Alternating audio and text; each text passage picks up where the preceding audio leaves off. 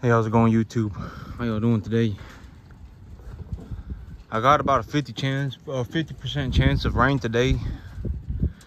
There is a potential for severe storms in my area today, later this afternoon. We'll have to see what happens. This rain may be the last rain that I get. I have an opportunity for the next 2 weeks. And it ain't rained in like a month over here. Oh, well, I mean, it actually did rain a couple weeks ago, but it ain't rained in like a 15-20 days. That last time that it rained, I needed to have gotten my pro millet going at that point, and I needed to have my front field fertilized, but I missed my chance.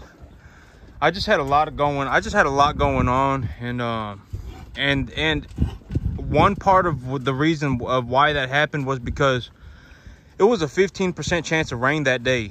And so I was fiddle farting around. I was just sitting around, and you know, I actually remember specifically that I was fiddle farting around. I was just sitting around. I was like, oh, it's 15% chance of rain, this, that, you know, whatever, yada yada, right? And then boom, it rained an inch. And I could have gotten my pro millet going. I could have gotten the front field fertilized, but I missed my opportunity. And so it just is what it is. I missed my opportunity on that one. And so, yep, I need to get some more rain on here. I was running a budget on this feed. My feed should be here tomorrow. The feed that I ordered 8 tons of feed, and the guy gave me a real good price on it. He actually let me have it for $3.50 a ton, I think is what he was saying. I'm gonna have to call and I'm going to see if they I'm gonna see what's going on with that feed today. It's supposed to be here tomorrow, and so I was running the numbers on the feed, and if I feed 500 pounds a day, 8 tons will last me 32 days. And these animals, you see this one right here and that one right there, that's about what a 750 pound animal looks like. And I got a lot of, I would say that the average weight on these animals going to market is about 600 right now. It's about a 6 weight. That right back there, that's Buddy. He probably close to about 675, 700. And so you know, the difference between 500 and 750 is 50%. So an animal that is 750 pounds will be 50% bigger than an animal that's 500 pounds. And so you see that animal right there, that black and white face animal, he's probably about 500, right about there. Maybe a little bit more, maybe about 550. And so I think that these animals, majority of them, if we take a look at them, I was thinking about what's going on my farm right now. And the majority, you see these two, the two little heifer calves right there, they're not going to market, so they're not getting counted. But the majority of these animals right here, they're gonna be about 500 right now, 550. Or actually, oh wait, what was I saying? They're gonna be about 600. You see this one right here? You see how he's I would say that this is about what a 600 pound animal looks like. He probably a little bit more than 600. And so that guy right there, that's probably be an animal that's pretty close to 700 right there, about 675. And so these little dingle donker calves, you know, the big one weighs probably about this one right here. This about what I would say that's about what a 300 maybe about 350 to 375, about 375 pound calf looks like. You know, when these animals are about 200 pounds, it's easy to tell because they'll be real sucked in. They'll be real sucked in, like their ribs will be sucked in, and they don't have much going on them. They real just small.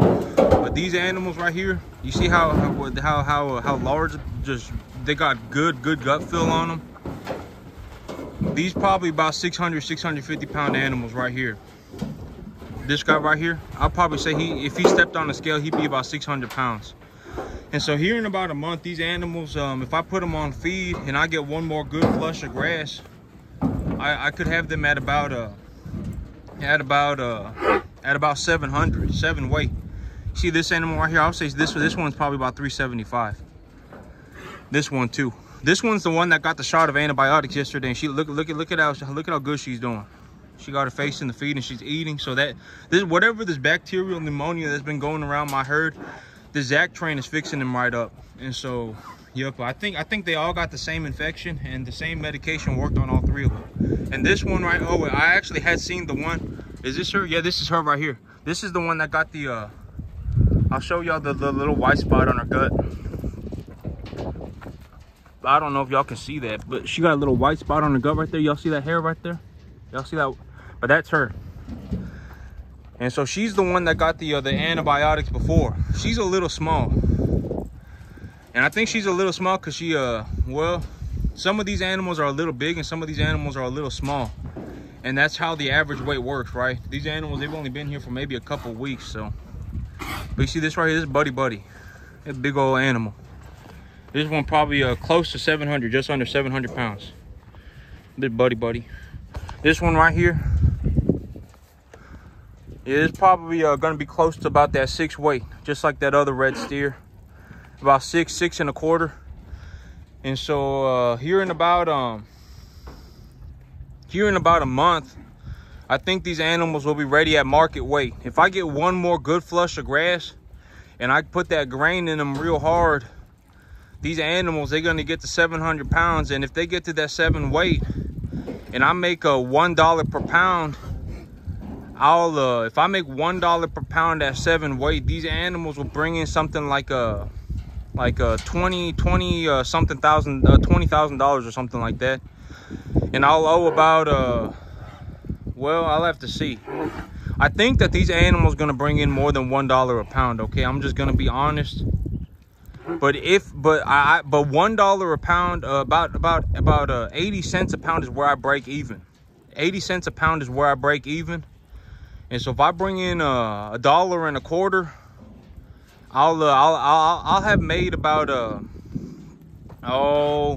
don't know. I'll have to run the numbers, but it'll be a few $1,000s, about $6,000 to $7,000 of net profit. And so like this animal right here, I think he's gonna sell. I think he's gonna go for about $1.40. You know, that right there, that's about a $1,000 animal right there. And so I'll have to see. But this is kind of the smaller. This guy right here, he's about what the smaller animals look like. And so yep. And I may have to keep some of these smaller animals around for a little longer to put more weight on them and then take them to market together. But you see, this is another red steer. This is about another 600 pound animal, 6 1/4, somewhere around there. This is a big fella right here. Animal right next to him, probably about a 6 weight heifer right there. And so these animals, they're getting right about to market weight. I really want to be taking these animals to market at somewhere between that 7.5 to 8.5 weight, and that's where I'm gonna make my money. This is the very first calf that ever got the shot of antibiotics. Look at her gut feel. She's eating a lot, and so that's good.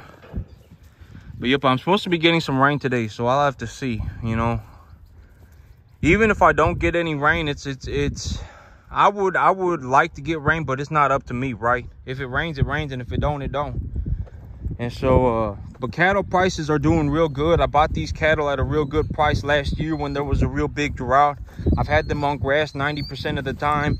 Even if I put them on feed for 1 month and I put them on feed real hard, and I found this feed wholesaler, I got a good price on feed. Even if I put them on feed for 1 month, it ain't gonna make or break me, not even close. I'm still gonna make a good sum of money.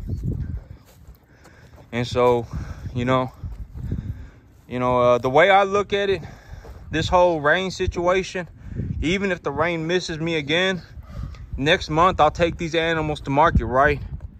And I'll have these 7 little black Angus heifers left over, and I can feed them. Feeding a little 4 or 5 weight calf, it ain't gonna take much money at all.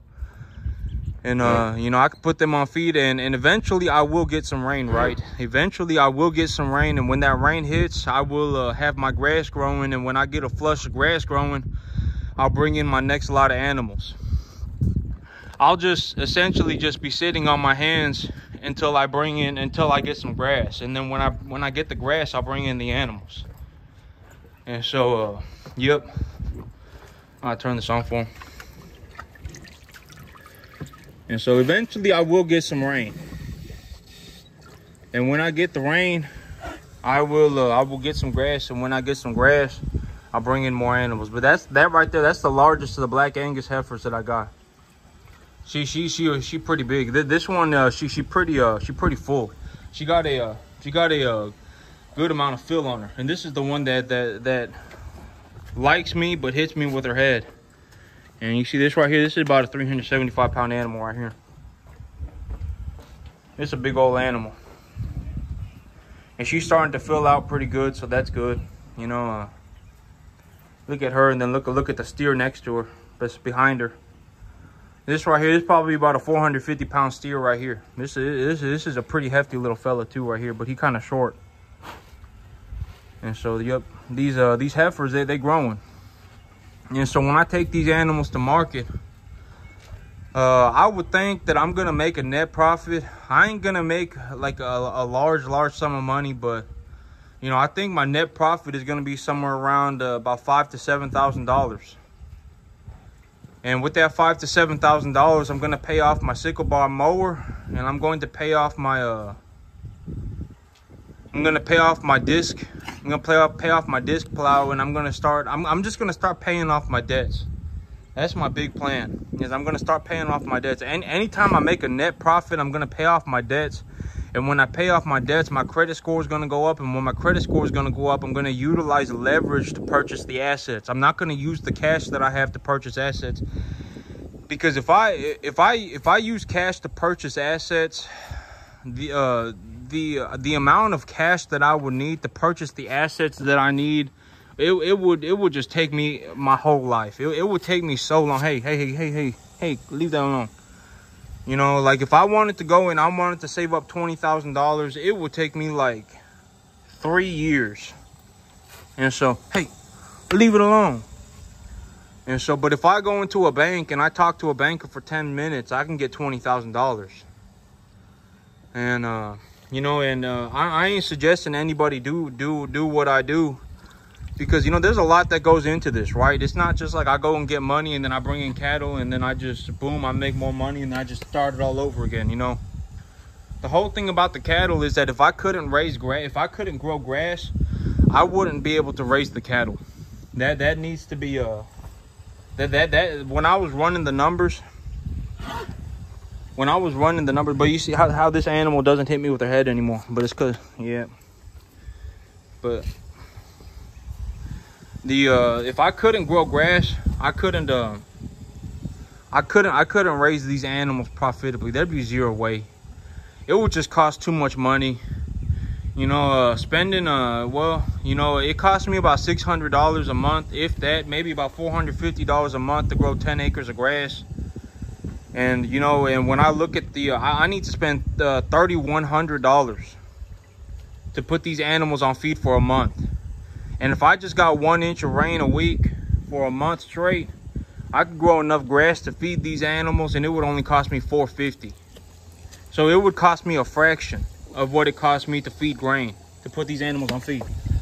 Why this animal keep chewing on my hose line? I don't get it. Hey. But yep, but you know, if I couldn't grow grass, I couldn't do this, you know. And that is the big thing. It ain't easy. It ain't just like I walk into a bank asking for money, get money, and then make more money. It ain't that. That is not how this works. You know, gotta understand how to fundamentally grow grass. Gotta grow the grass properly, and then gotta raise cattle properly. This takes a lot. I could almost guarantee, you know, because there are a lot of people that you know, they go, oh my God, I fell out of heaven at 7. I'm super good at, you know, oh my God, I'm God's gift to the world, and you know, and you know, and oh my God, you know, I'm the prettiest thing alive. I'm the greatest thing since sliced bread. And if they tried to do this, they couldn't do it. It just, I mean, it just is what it is. I mean, you know, realistically, anybody can go to a bank and you know, and do this if they felt like it, you know. And if they put in enough effort, you know, go and take a loan for $250,000 and you know, pay the $1,000 a month for it. and go and buy a $5,000 tractor and buy and get a $20,000 credit line on 0% interest. Anybody can do it, but almost nobody spends the time to figure it out and actually do it. Because the reason is because this is extremely difficult. Almost, I mean, people would think it's borderline impossible. Most people would quit before they even could succeed. I mean, it's that difficult. And so it just is what it is. I mean, you know, there are a lot of people who go, oh my God, you know, oh man, you know, this, that, and then when it actually comes down to doing something, they lose their britches and run. You know, I mean they wet their britches and run. And so it just is what it is. But that's it for me today, YouTube. Y'all have a good one.